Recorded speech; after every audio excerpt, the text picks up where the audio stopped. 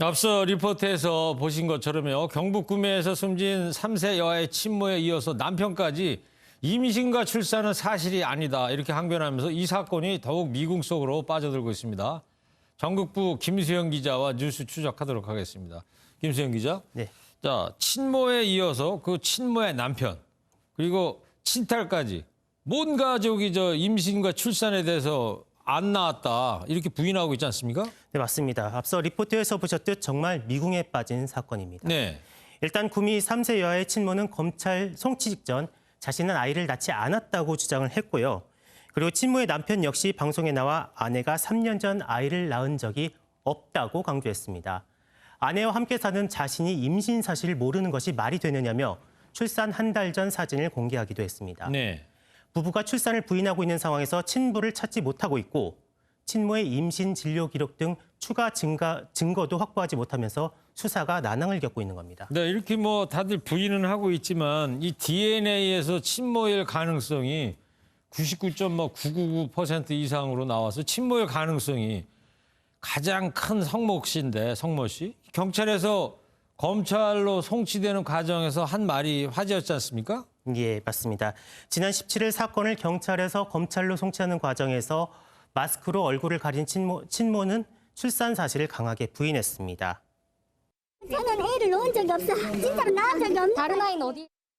DNA 검사를 부정하고 있는 상황에서 자신의 말을 믿어달라고 말했고 잘못이 없다며 목소리를 높이기도 했습니다. 네, 그러니까 친모도 그렇고 남편도 그렇고 친딸도 모두 이제 부인하고 있는데 예. 이 경찰 수사 어떻게 되고 있습니까, 지금?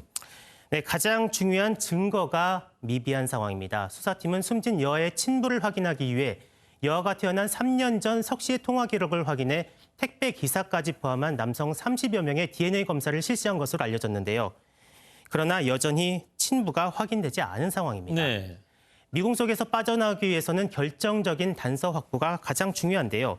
먼저 친부를 찾는 것, 다음으로 친모의 임신 진료 기록 확보가 지금으로선 가장 중요한 단서여서 이를 확보해야만 미궁에 빠진 수사의 실마리를 찾을 수 있을 것으로 보입니다. 네, 진짜 사건 자체가 아주 미궁에 빠져버렸는데 앞으로 수사 어떻게 진행될 것 같습니까? 예, 리포트에서 보셨듯 여러 차례 DNA 검사를 진행했는데요. 네. 수사 전문가들은 이에 오차가 있을 가능성이 없다고 한 목소리로 설명하고 있습니다.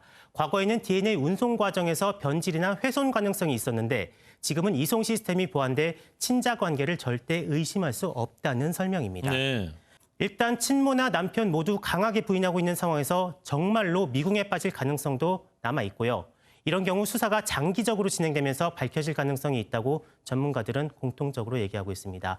검사 출신 변호사는 혐의가 확실한 부분에 기소를 한 뒤 구속 수사가 진행되면 증거 확보 등이 이뤄질 것으로 내다봤고요. 경찰 출신 수사 전문가도 지금은 친모가 완강하게 부인하고 있지만 구금 기간이 길어지면서 심경의 변화를 일으킬 가능성이 있다고도 언급했습니다.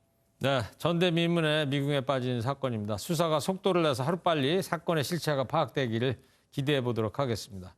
김수영 기자였습니다.